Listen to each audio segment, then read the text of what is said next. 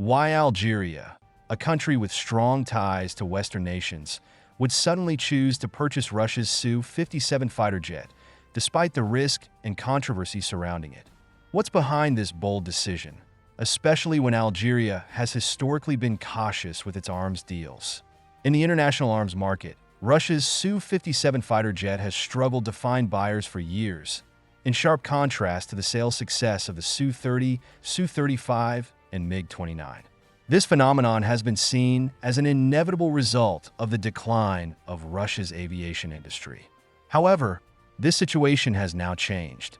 On February 12th, Algeria's state television announced that the country had become the first export customer for the Su-57.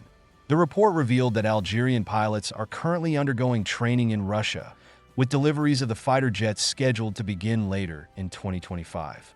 Just 2 days prior to the report, Alexander Mikheyev, president of Russia's defense export company, also confirmed that the first foreign customer would receive and start using the Su-57 fighter jets before the end of 2025. Since 2020, Algeria has been regarded as a primary potential customer for the Su-57. There have been strong indications of this, such as Algerian military officials being seen with Su-57 models during meetings with visiting Russian officials, and Su-57 decals being installed at the Algerian Ministry of Defense. So far, very few details have been revealed about the deal. What is known is that Algerian pilots have been undergoing training in Russia for some time. The first batch of jets is said to consist of only 6 units. Some reports also suggest that Algeria has ordered a total of 14 Su-57 fighter jets, intended to replace the MiG-25 interceptors, which were retired in 2022 after serving since 1978 as an elite force. It is expected that by the 2030s, Algeria will order more Su-57 to replace its aging MiG-29 medium fighters, Su-24 bombers, and even the current fleet of Su-30 MKA heavy fighters. Russia plans to produce over 20 Su-57 in 2025, with 6 going to Algeria, and the rest being delivered to the Russian Air Force. Despite this, from all angles, it seems like a rather odd arms deal.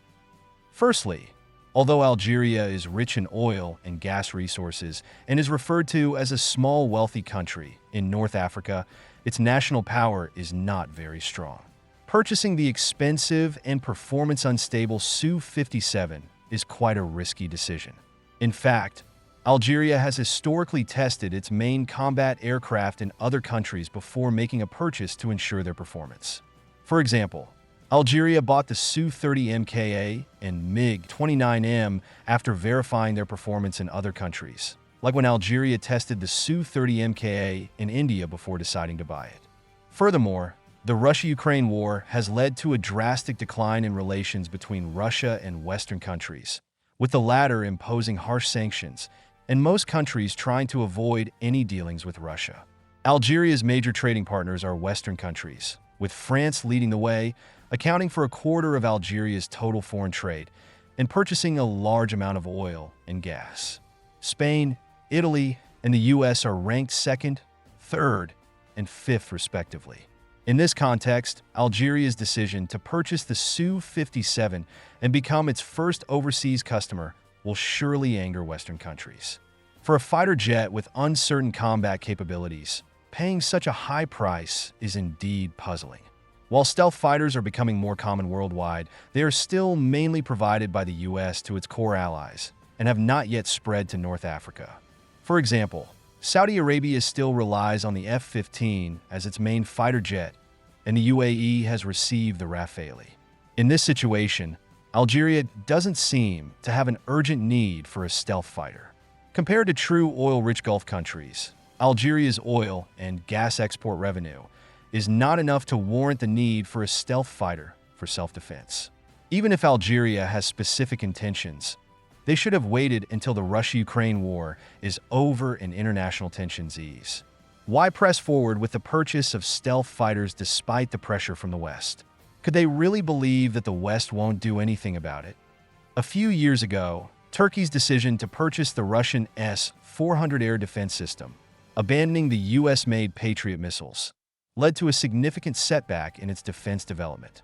As a result, Turkey was denied the purchase of F-35 fighter jets, and it also lost access to European and American engines used in the T-129 attack helicopter and the KN fighter jets. Even today, Turkey has not fully recovered from these consequences. Turkey's example has made other countries rethink their weapons purchase decisions. For instance, Egypt was on the verge of acquiring the Su-35SE, but eventually backed out. Malaysia initially showed interest in the Su-35, but after seeing Turkey's situation, it too hesitated. Now, Algeria has directly announced its plans to acquire the more advanced Su-57, which will undoubtedly lead to numerous challenges. Speaking of the Su-35, Iran did indeed purchase the aircraft, but they have kept this very confidential, and there have only been sporadic signs of evidence. Algeria's public announcement about purchasing the Su-57 seems quite unusual, suggesting there might be other plans behind it. First, let's take a look at the current state of the Algerian Air Force. This is not an insignificant military force. It's one of the top air forces in North Africa. Currently, the Algerian Air Force exclusively uses Russian-made aircraft.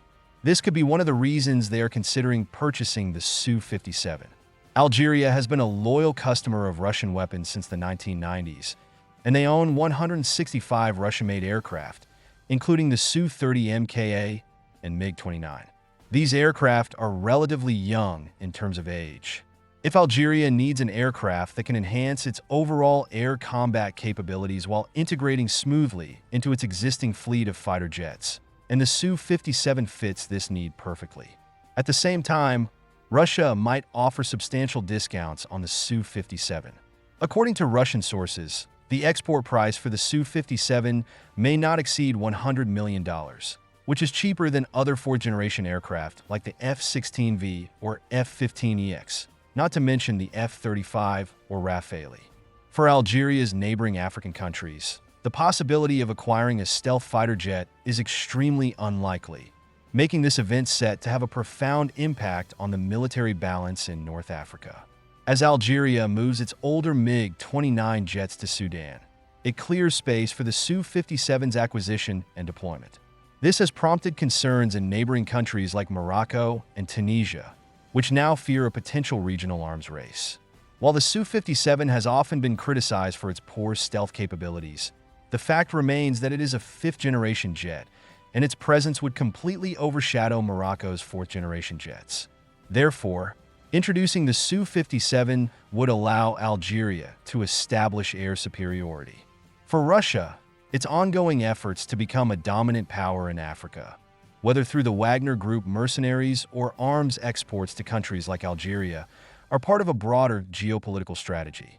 If the Su-57 can successfully make its first export sale, it will be a landmark event for Russian aviation products.